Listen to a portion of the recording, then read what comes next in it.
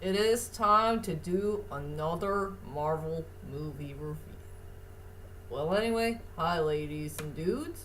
This is Rebecca Lynn Barkley, aka Boobop 97. This is my review for today. And today's review, ladies and dudes, well, my friends, it's that time again for another movie review. And I'm very sorry that I gotta celebrate its 10th anniversary way too late. Since this movie did came out 10 long years ago. And this is the very first Marvel movie that started it all.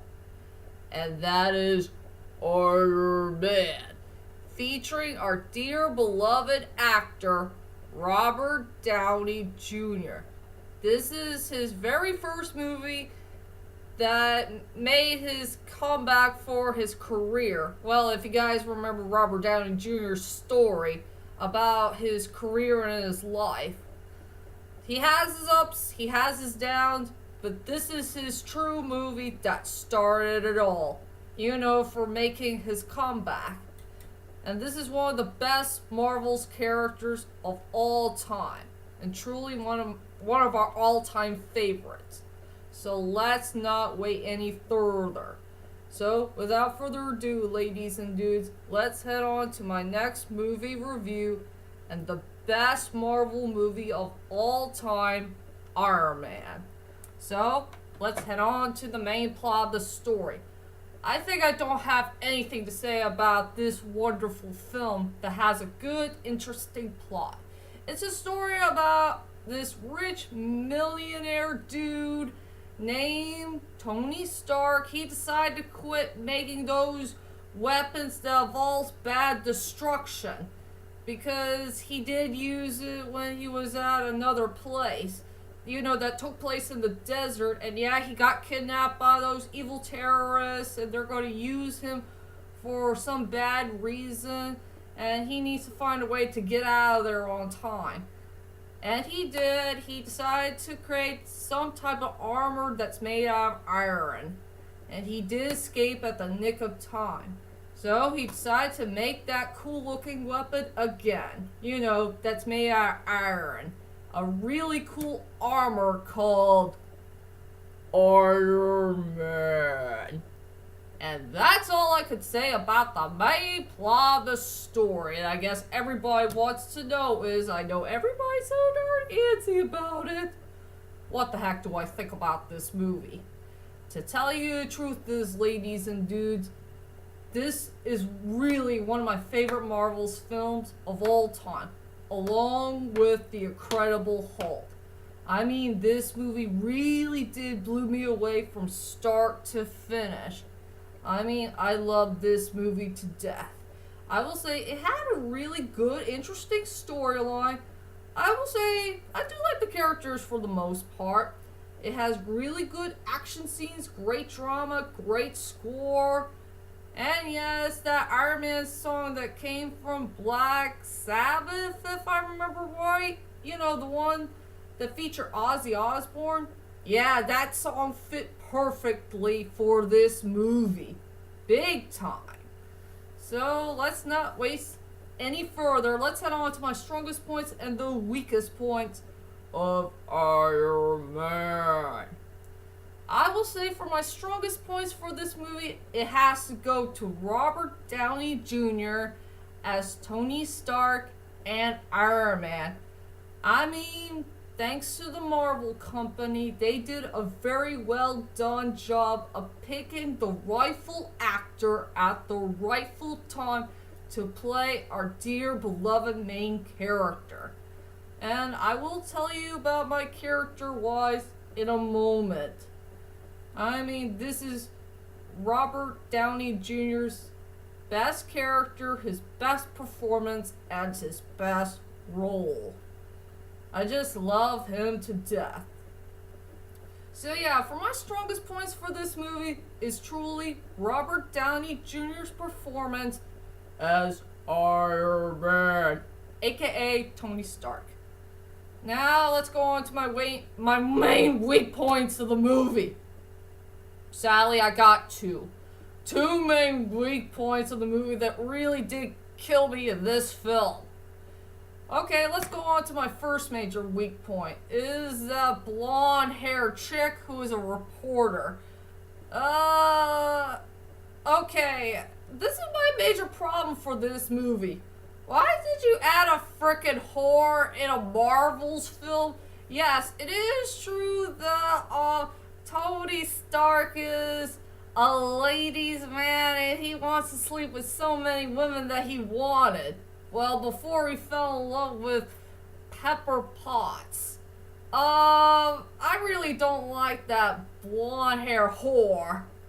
There was a part where she did sleep with Tony Stark, but it's a good thing they did call off the sex scene, so that's a good part of the movie, but I just wish she wasn't there in the whole entire film. I wish they should cut her off. And, yeah, she does look like a total mess when she woke up in the morning. Well, if you know what I mean. So yeah, my first major weak point of the movie is definitely that blonde hair whore who is a reporter. She's definitely one of the most pointless characters in the whole entire movie. And my second major weak point of the movie that really did kill me in this film. And don't get me wrong, he's very good with his performance, but I'm not comfortable with him playing the main villain. And I got him right here on this picture. Here we go.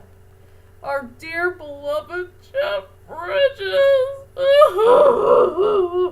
No, this is deja vu all over again. I'll never forget when the old great white Liam Neeson, he played Ra's al Ghul for Batman Begins. In this movie, Jeff Bridges played a villain who was Tony Stark's formal project that he made back from the desert. Why, Jeff Bridges? Why do you have to play the main villain of this movie? And I can't believe this is a freaking plot twist in this film. No, this is deja vu all over again. No! I'm sorry, ladies and dudes, I know everybody thinks that the main plot twist is finding out that Jeff Bridges' character is truly the main villain of the movie. I rather prefer the terrorists who are the main villains of this movie. You know, who did terrible things to Tony Stark. And also what they done to his heart. Well, at least the thing in his heart kept him alive all this time. And, about the plot twist thing, and I know people will boo at me at this, but I rather prefer Iron Man's 3 plot twist of who this villain is instead of this plot twist that came from the first Iron Man movie. Go ahead, boo at me if you wish. Yeah, I can handle your boos. Thank you. Thanks. I'm very sorry to say it, okay? But yeah, my two main weak points of the movie is I wish that Jeff Bridges never became a villain in this movie. And I really don't like that main whore who was a reporter. And now let's go on to the characters. I'll just stay with one character that did stand out to me the most, and that is Robert Downey Jr.'s performance as Tony Stark and Iron Man. This is one of the best performances, his best role, his best character that I have ever seen for Robert Downey Jr. I mean, he did a great job with this character. He had a fantastic storyline. He has a great personality, great attitude. I love all the things that happen in this movie featuring this really cool dude and his iron suit. And he's just pure awesomeness. What else I could say? And here's an interesting fun fact you should know about Iron Man. He broke the most biggest record of all in Marvel's history by showing up in all 9 movies. All 3 films that came from Iron Man, and one when he got featured, but, you know, he had a cameo appearance in The Incredible Hulk. He was there in Captain America 3D Civil War, and also Spider-Man Homecoming. And yes, he was all there. He's there at all three of the Avenger films. This guy had broken a record, and I'm sure he will be there for the Avengers 4, the final chapter of the Avengers saga. It's a sad shame indeed. So yeah, Tony Stark, aka Iron Man, definitely the best character overall. And let's head on to my final thoughts of this film. Overall, Iron Man will always be one of the best Marvel movies of all time, period. It had a really good, interesting storyline.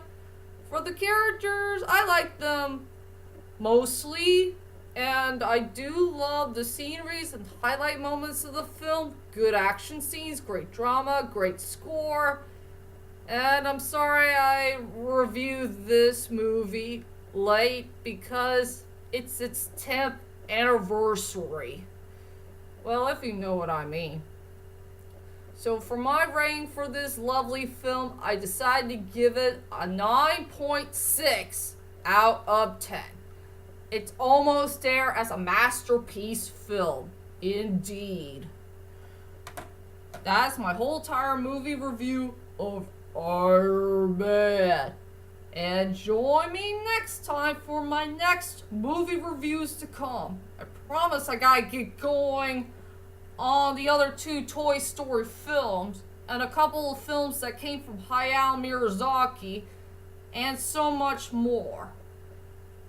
So, that is it for now. So, I'll see you guys later and sayonara.